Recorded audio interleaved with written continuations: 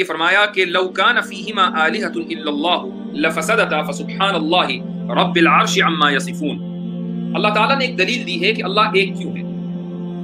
اس کو یہ فرماتا ہے کہ اگر آسمان و زمین میں ایک سے زیادہ خدا ہوتے، لو کان فیہما آلہۃ، ایک سے زیادہ ہوتے، 2 ہوتے، 5 ہوتے، 10 ہوتے مثلا، تو آسمان اور زمین کا پورا نظام درہم برہم ہو جاتا۔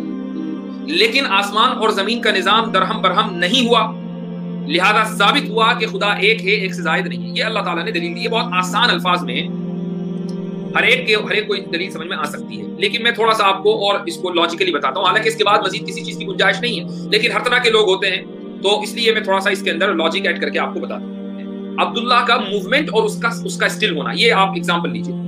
عبداللہ کے بارے میں ایک خدا نے یہ ارادہ کیا کہ وہ موومنٹ کرے، اور دوسرے خدا نے یہ ارادہ کیا کہ وہ بالکل بغیر کسی موومنٹ کے بیٹھا رہے، جامد اسٹل بیٹھا رہے۔ تو اب یا تو دونوں خداؤں کی مراد پوری ہوگی، تو یہ پاسبل نہیں ہے، چونکہ عبداللہ یا تو ہلے گا یا نہیں ہلے گا، ایسا نہیں ہو سکتا کہ وہ ہلے بھی اور نہ بھی ہلے۔ یا دوسرا جو آپشن ہے کہ دونوں خداؤں کی مراد پوری نہ ہو، یہ بھی پاسبل نہیں ہے۔ ایسا کیسے ہو سکتا ہے کہ نہ تو عبداللہ ہلے اور نہ ہی بغیر ہلے بیٹھا رہے؟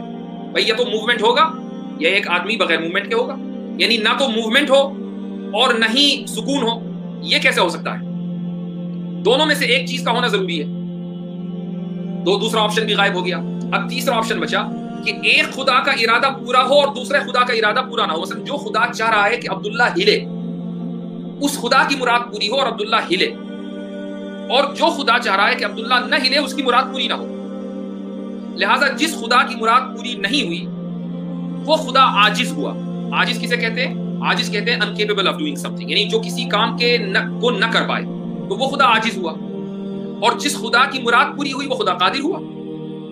اب جو خدا عاجز ہوا پھر وہ خدا کیسا؟ خدا تو عاجز ہو ہی نہیں سکتا، وہ تو قادر ہے۔ لہذا جس خدا کی مراد پوری ہوئی وہ ہی اکیلا خدا کہلائے گا، اور جس خدا کی مراد پوری نہیں ہوئی وہ خدا نہیں کہلائے گا۔ ثابت ہوا کہ خدا ایک ہی ہو سکتا ہے۔ یہ اللہ تعالیٰ نے بہت آسان الفاظ میں جو دلیل دی وہ یہ کہ اگر اس کائنات میں ایک سے زائد خدا ہوتے تو یہ کائنات کا نظام درہم برہم ہو جاتا۔ میں نے آپ کو عبداللہ کی مثال دی کہ اس کے ہلنے نہ ہلنے میں ہی اختلاف ہو جاتا۔ یا مثلا آپ پوری کائنات کی مثال لے لیجیے کہ ایک خدا چاہتا کہ کائنات کو وہ آج تباہ کر دے، آج ہی قیامت قائم ہو جائے، اور دوسرا خدا چاہتا کہ نہیں آج قائم نہ ہو بلکہ آج سے 100 سال کے بعد 1000 سال کے بعد قیامت آئے۔ تو دونوں کا ارادہ پورا ہو یہ بھی نہیں ہو سکتا، کسی کا ارادہ پورا نہ ہو یہ بھی نہیں ہو سکتا، جس ایک کا ارادہ پورا ہو اور دوسرے کا نہ ہو یہی ممکن ہے۔ تو جس کا ارادہ پورا ہوگا وہی خدا، اور جس کا ارادہ پورا نہ ہو وہ عاجز، اور عاجز خدا نہیں ہو سکتا۔ یہ اللہ تعالیٰ نے اس آیت کے اندر دلیل دی ہے۔ تو یہ ہے، یہی وجہ ہے کہ جو لوگ خدا کی وحدانیت کے ایک خدا کے قائل ہیں دراصل وہی ریشنل ہیں، وہی لاجیکل ہیں، انہی کا جو اپروچ ہے وہ لاجیکل ہے، ساؤنڈ ہے۔ اور جو لوگ ایک سے زائد خدا کو مانتے ہیں، چاہے وہ 10 خدا کو مانیں کہ 10 لاکھ کو یا 33 کروڑ خدا کو مانیں، ان کا جو بلیف ہے وہ ریشنل اور لاجیکل اور منطقی نہیں ہے۔